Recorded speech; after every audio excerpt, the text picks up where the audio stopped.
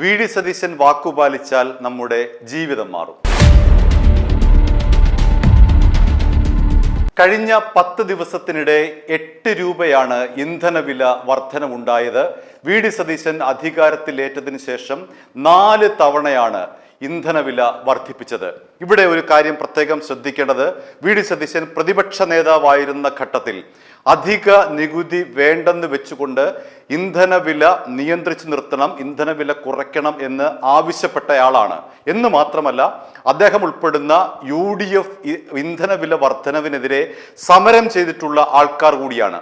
ഇപ്പോൾ UDF അധികാരത്തിലെത്തിയിരിക്കുന്നു, VD. Satheesan മുഖ്യമന്ത്രിയായിരിക്കുന്നു, അദ്ദേഹത്തിനാണ് ധനകാര്യ വകുപ്പ് എന്നുകൂടി നമ്മൾക്ക് ഈ അവസരത്തിൽ ഓർക്കേണ്ടതുണ്ട്. നമുക്കെല്ലാവർക്കും അറിയുന്നത് പോലെ തന്നെ ഇന്ധനവില കൂടിയത് പശ്ചിമേഷ്യൻ സംഘർഷത്തിന്റെ പശ്ചാത്തലത്തിലാണ്.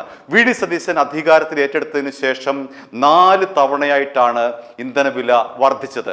ഇതുമായി ബന്ധപ്പെട്ട് അദ്ദേഹം പറയുന്ന ഒരു അഴകുഴമ്പൻ നയമുണ്ട്. പഠിച്ചു വരട്ടെ, നോക്കട്ടെ, ധനകാര്യ വകുപ്പിലെ ഉദ്യോഗസ്ഥർ ഇതൊക്കെ പരിശോധിക്കുന്നു എന്നൊക്കെ പറഞ്ഞ ഒരു അഴകുഴമ്പൻ നയമാണ് അദ്ദേഹം കഴിഞ്ഞ ദിവസം ഈ ചോദ്യവുമായി ബന്ധപ്പെട്ട് എന്തുകൊണ്ടാണ് ഇന്ധനവില നിയന്ത്രിക്കാൻ അങ്ങ് നടപടിയെടുക്കാത്തത് എന്നുള്ള ചോദ്യത്തിന് ഉത്തരമായി പറഞ്ഞത്.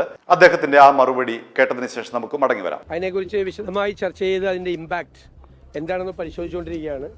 സാധാരണ ജനങ്ങളിലെ അതിന്റെ ഇമ്പാക്ട് കുറയ്ക്കാൻ, അതിന്റെ ആഘാതം കുറയ്ക്കാൻ എന്ത് ചെയ്യാൻ കഴിയും എന്ന് ഞങ്ങൾ ചർച്ച ചെയ്തുകൊണ്ടിരിക്കുകയാണ്.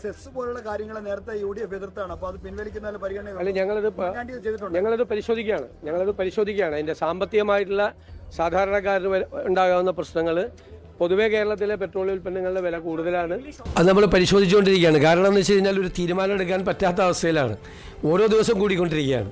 അപ്പോൾ അതിൻ്റെ അകത്ത് ഒരു എമൗണ്ട് വന്നു കഴിഞ്ഞാൽ ആണ് നമുക്കതിനെ സംബന്ധിച്ച് അതിൻ്റെ ഇമ്പാക്റ്റ് എന്താണെന്ന് ഞങ്ങൾ ധനകാര്യ വകുപ്പ് സൂക്ഷ്മമായി നിരീക്ഷണം നടത്തുന്നുണ്ട്. നികുതി വരുമാനം എത്രയാണ് ഉണ്ടാകുന്നത്, സാധാരണക്കാരന് എത്ര രൂപയാണ് അതിൻ്റെ അകത്ത് ബുദ്ധിമുട്ടുണ്ടാകുന്നത് എന്ന് ഞങ്ങൾ പരിശോധിച്ചുകൊണ്ടിരിക്കുന്നുണ്ട് ഓരോ കൂട്ടലിലും. പക്ഷേ ഇത് എല്ലാ ദിവസവും വന്നുകൊണ്ടിരിക്കുകയാണ്. അതുകൊണ്ട് ഒരു കൃത്യമായ അതിനൊരു തീരുമാനം, അവസാന തീരുമാനം വന്നു കഴിഞ്ഞാൽ മാത്രമേ നമുക്കും തീരുമാനം എടുക്കാൻ പറ്റുള്ളൂ. അല്ലെങ്കിൽ നമ്മളും തീരുമാനം എല്ലാ ദിവസവും ഇതുപോലെ ഓരോ ദിവസവും ചെയ്യുന്നത് കൊണ്ട് ചെയ്യേണ്ടി വരും. അത് ഞങ്ങളുടെ പരിശോധനയിലാണ് തീർച്ചയായും. കഴിഞ്ഞ 4 വർഷം തുടർച്ചയായി കേരളത്തിൽ വലിയ തോതിൽ ഇന്ധന വില വർധനവ് ഉണ്ടായിരുന്നില്ല. എന്നാൽ മെയ് മാസം 15 കൂടിയാണ് ഈ പശ്ചിമേഷ്യൻ സംഘർഷത്തെ തുടർന്ന് സംസ്ഥാനത്ത് വലിയ തോതിൽ ഇന്ധന വില കുതിച്ചുയർന്നത്. 1 ലിറ്റർ പെട്രോളിന് 117 രൂപ വരെ വർദ്ധിച്ച ദിവസങ്ങളുണ്ടായിരുന്നു. ഇവിടെ പ്രധാനമായും എടുത്തു പറയേണ്ടുന്ന ഒരു കാര്യം, കേന്ദ്ര സർക്കാർ എണ്ണവില വർദ്ധിപ്പിക്കുമ്പോൾ സംസ്ഥാനത്തിന് അധികമായി ഒരു വരുമാനം ലഭിക്കും. ആ വരുമാനം വേണ്ട എന്ന് വെച്ച് കഴിഞ്ഞാൽ ഇവിടുത്തെ ഇന്ധനവിലയെ പിടിച്ചു നിർത്താൻ കഴിയാവുന്നതേ ഉള്ളൂ. പക്ഷേ ആ തീരുമാനം എടുക്കേണ്ടത് ധനകാര്യ വകുപ്പാണ്. അതായത് വി.ഡി. സതീശൻ തന്നെയാണ് ആ തീരുമാനം എടുക്കേണ്ടത്. കേന്ദ്ര സർക്കാർ വില കൂട്ടുമ്പോൾ നമുക്ക് അതിന് ആനുപാതികമായി ലഭിക്കുന്ന അധിക തുക വേണ്ട എന്ന് വെക്കാൻ തീരുമാനമെടുക്കേണ്ടത് ധനകാര്യ വകുപ്പാണ്. ആ ധനകാര്യ വകുപ്പ് ഒരു നിമിഷം കൊണ്ട് തീരുമാനം എടുത്താൽ തീരാവുന്നതേ ഉള്ളൂ ഈ പ്രശ്നം. പക്ഷേ എന്തുകൊണ്ട് തീരുമാനമെടുക്കുന്നില്ല? എന്തുകൊണ്ടാണ് മുഖ്യമന്ത്രി എന്ന നിലയിൽ, ധനകാര്യ വകുപ്പ് കൈയാളുന്ന മുഖ്യമന്ത്രി എന്ന നിലയിൽ സതീശൻ ഇക്കാര്യത്തിൽ ഉരുണ്ട് കളിക്കുന്നത് എന്നുള്ളതാണ് ഇവിടെ ഉയരുന്ന ഏറ്റവും പ്രധാനപ്പെട്ട ഒരു ചോദ്യം.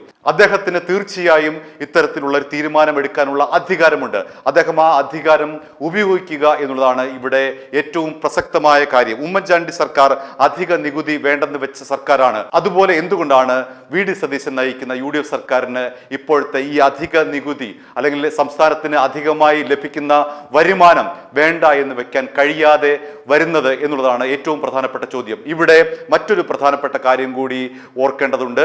UDF സർക്കാരിന്റെ ഏറ്റവും പ്രധാനപ്പെട്ട ഒരു വാഗ്ദാനമായിരുന്നു KSRTCയിൽ സ്ത്രീകൾക്ക് സൗജന്യ യാത്ര. ഈ ഇന്ധനവില കൂടിക്കൊണ്ടിരിക്കുന്ന ഈ ഘട്ടത്തിൽ എങ്ങനെയാണ് ആ സൗജന്യ യാത്ര നടപ്പിലാക്കുക എന്നതുകൂടി വി.ഡി. സതീശൻ മറുപടി പറയേണ്ടതുണ്ട്.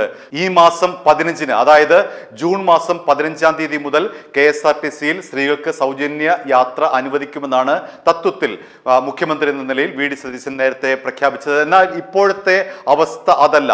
പ്രതിമാസം 10 കോടി രൂപയാണ് KSRTCക്ക് നഷ്ടം ഇന്ധനവില വർധനവിന്റെ അടിസ്ഥാനത്തിൽ. അതായത് 3 രൂപ കൂടിയപ്പോഴാണ് 10 കോടി രൂപയുടെ പ്രതിമാസ നഷ്ടം KSRTCക്ക് ഉണ്ടായത് എന്ന് ഓർക്കണം.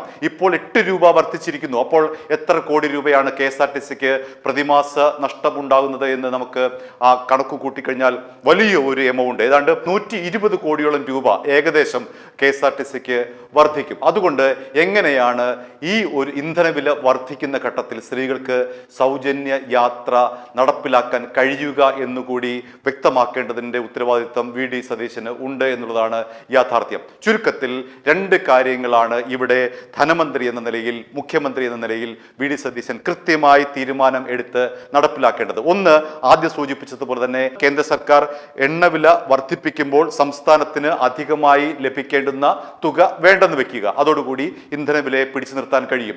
രണ്ടാമതായി, എങ്ങനെയാണ് KSRTC നഷ്ടത്തിലേക്ക് കൂപ്പുകുത്തിക്കൊണ്ടിരിക്കുമ്പോൾ ഇന്ധനവില വർധനവിനെ തുടർന്ന് 3 രൂപ കൂട്ടിയപ്പോൾ തന്നെ 10 കോടി രൂപയുടെ നഷ്ടമുണ്ടാകുന്ന KSRTCയിൽ എങ്ങനെയാണ് സ്ത്രീകൾക്ക് സൗജന്യമായി യാത്ര അനുവദിക്കുക? ഈ 2 ചോദ്യങ്ങളാണ്, അല്ലെങ്കിൽ ഈ 2 പ്രശ്നങ്ങളാണ് മുഖ്യമന്ത്രി എന്ന നിലയിലും ധനകാര്യമന്ത്രി എന്ന നിലയിലും VD സതീശന് മുന്നിലുള്ളത്. അദ്ദേഹത്തിന് കൃത്യമായ ഒരു തീരുമാനം എടുത്ത് ഈ 2 കാര്യത്തിലും കൃത്യമായ ഒരു തീരുമാനം എടുക്കുകയും അത് നടപ്പിലാക്കുകയും ചെയ്തു കഴിഞ്ഞാൽ അദ്ദേഹത്തിന് വാക്കുപാലിക്കാനാകും. പ്രതിപക്ഷത്ത് ഇരുന്നപ്പോൾ അദ്ദേഹം ഉന്നയിച്ചിരുന്ന ഒരു ആരോപണം, ഞാൻ പാലിച്ചിരിക്കുന്നു എന്ന് അദ്ദേഹത്തിന് ധൈര്യപൂർവ്വം പറയാൻ കഴിയും. അതേപോലെ തന്നെ സ്ത്രീകളുടെ സൗജന്യ യാത്രയെ സംബന്ധിച്ചുള്ള ഒരു കൃത്യമായ തീരുമാനമെടുത്ത് നടപ്പിലാക്കി കഴിഞ്ഞാൽ UDFന്റെ ഒരു പ്രധാനപ്പെട്ട വാഗ്ദാനം ജൂൺ 15 മുതൽ നടപ്പിലാക്കി എന്ന് VD സതീശന് ആത്മാഭിമാനത്തോടുകൂടി ജനങ്ങൾക്ക് മുന്നിൽ വന്ന് പറയാൻ കഴിയുന്ന ഒരു സാഹചര്യമാണ് ഉണ്ടായിരിക്കുന്നത്. അത് അദ്ദേഹം തന്നെയാണ് തീരുമാനിക്കേണ്ടത്. പക്ഷേ അദ്ദേഹം എന്തുകൊണ്ട് തീരുമാനിക്കുന്നില്ല എന്നുള്ളതാണ് ഏറ്റവും പ്രസക്തമായിട്ടുള്ള ചോദ്യം. i2i News, an eye for truth. i2i News subscribe ചെയ്തിട്ടില്ലാത്തവർ ഇപ്പോൾ തന്നെ സബ്സ്ക്രൈബ് ചെയ്യുക. നോട്ടിഫിക്കേഷൻ ലഭിക്കുവാൻ ബെൽ ബട്ടണും അമർത്തുക.